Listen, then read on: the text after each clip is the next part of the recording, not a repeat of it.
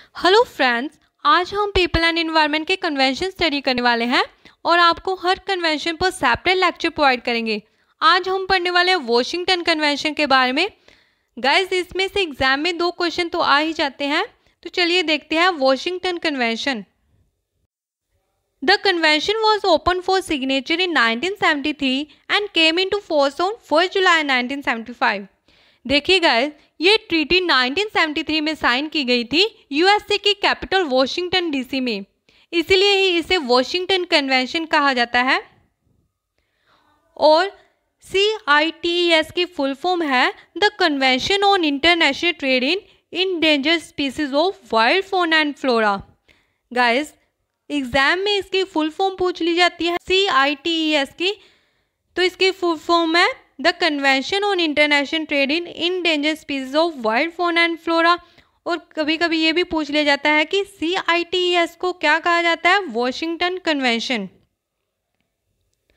Guys, ये एक international agreement है जो 1973 में पूरे वर्ल्ड की कंट्रीज ने साइन किया था। इस कन्वेंशन का मेन एम क्या था? इस कन्वेंशन का मेन एम था to ensure that international trade in specimens of wild animals does not threaten the survival of the species in the wild। देखिए फ्रेंड्स, इसका मेन एम था उस ट्रेड को रोका जा सके जो इंडेंजर्ड स्पीसीज में आते हैं, जैसे कि अगर कोई एनिमल हो, प्लांट हो, या फिर उनसे बनने वाली कोई मेडिसिन हो, कोई क्लॉथ हो जो इंडेंजर्ड स्पीसीज की कैटेगरी में आते हैं, उनके ट्रेड को रोका जा सके। यही वॉशिंगटन कन्वेंशन का मेन मोटिव था। सपोज फ्रेंड्स, इंडिया में कोई एनिमल है, वो इंडेंजर्ड स्पीसीज में आता है, तो इस एग्रीमेंट के अंडर इंटरनेशनल कंट्रीज में उसका ट्रेड रोक दिया जाएगा। अगर वो एनिमल इंडेंजर्ड स्पीसीज में नहीं है बट जा सकती है, तो भी उसका ट्रेड रोक दिया जाएगा। ऐसे ही अगर कोई प्लांट है जो काफ़ी इंडेंजर है, जो काफ़ी कट किया जा रहा है, तो उसका CITES के under, convention on international trade in endangered species के अंडर, उसका भी ट्रेड रोक दिया जाएगा। तो सभी कंट्रीज ने इस पर अपना अपना अप्रूवल दिया कि ऐसा एग्रीमेंट होना चाहिए जो इंडेंजर्ड स्पीसीज में आते हों, चाहे वो प्लांट हो, चाहे वो एनिमल हो, चाहे उनसे बनने वाली कोई भी आइटम हो, उनके ट्रेड को रोका जा सके। इसका सेक्रेटरीट कहाँ पे है? इसका सेक्रेटरीट है जेनेवा, स्विट्जरलैंड में। और ये किसके द्वारा एडमिनिस्टर किया जाता है? UNEP के द्वारा, यूनाइटेड नेशन एनवायरनमेंट प्रोग्राम के द्वारा ये एडमिनिस्टर किया जाता है। और इसका सेक्रेटरीट कहाँ पे है? जेनेवा, स्विट्जरलैंड में इसका सेक्रेटरीट है। ये एग्ज़ाम में पूछा जा सकता है, इसका सेक्रेटरीट कहाँ पे है, इसको किसके द्वारा एडमिनिस्टर किया जाता है? यूनाइटेड नेशन एनवायरनमेंट प्रोग्राम के द्वारा। देखिए friends, world wild life day कब आता है, कब सेलिब्रेट किया जाता है? 3 मार्च को। 3 मार्च को world wild life day celebrate किया जाता है।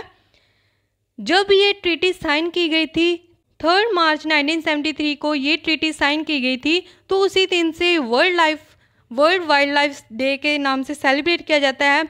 और इस ईयर इसकी थीम क्या थी? Forest and livelihoods sustaining people and planet. ये थीम भी एग्जाम में पूछ सकते हैं। इसकी थीम है forest and livelihood sustaining people and planet. The conference of parties is held once every 3 years। देखिए फ्रेंड्स, CITES के अंडर हर 3 साल में मीटिंग्स होती हैं। जिन्होंने भी इस एग्रीमेंट पर, इस ट्रीटी पर साइन किया हुआ होता है, उनकी मीटिंग्स होती हैं हर 3 साल के अंदर। और इस मीटिंग को क्या कहा जाता है? Conference of parties. Conference of parties कहा जाता है। देखिए फ्रेंड्स, इनके कुछ अपेंडिक्स हैं। उन कैटेगरीज को, उन इंडेंजर्ड स्पीसीज को प्रोटेक्ट करने के लिए कुछ अपेंडिक्स बनाए गए हैं। अपेंडिक्स फर्स्ट में क्या आता है? अपेंडिक्स फर्स्ट में that species are most endangered. Most endangered species इसमें आते हैं। अपेंडिक्स फर्स्ट में वो स्पीसीज आती हैं जो बिल्कुल ही डेंजर जोन में होती हैं, उनका इंटरनेशनल ट्रेड में बिल्कुल बैन कर दिया जाता है। बिल्कुल बैन कर दिया जाता है, बिल्कुल प्रोहिबिट कर दिया जाता है अपेंडिक्स फर्स्ट की जो भी इन लिस्ट में आते हैं।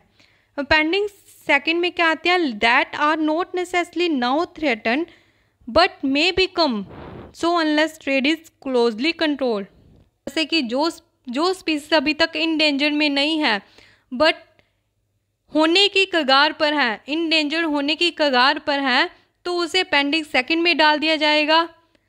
और इन स्पीसीज का इंटरनेशनल ट्रेड में काफ़ी हद तक वैसे ट्रेड कम कर दिया जाता है बट बिल्कुल बैन नहीं किया जाता। ट्रेड कम कर दिया जाता है पर बिल्कुल बैन नहीं किया जाता इसमें, इन कैटेगरीज में। और अपेंडिक्स थर्ड में किस कैटेगरीज की स्पीसीज आते हैं, जो लाइट कैटेगरी की स्पीसीज होती हैं, इसमें लाइट कैटेगरी की स्पीसीज आती हैं अपेंडिक्स थर्ड में। और टू प्रिवेंट द अनसस्टेनेबल और इलीगल एक्सप्लॉयटेशन को बचाने के लिए ही इस कैटेगरी में इंक्लूड किया जाता है। तो फ्रेंड्स, होप आपको वाशिंगटन कन्वेंशन का टॉपिक अच्छे से क्लियर हो गया होगा। और गाइस, नेक्स्ट भी हमारा लेक्चर कन्वेंशन के ऊपर होगा। तो गाइस, जिसने भी अभी तक चैनल को सब्सक्राइब नहीं किया तो प्लीज़ सब्सक्राइब कीजिएगा। और मिलते हैं हमारे नेक्स्ट लेक्चर में, तब तक के लिए टेक केयर, थैंक यू।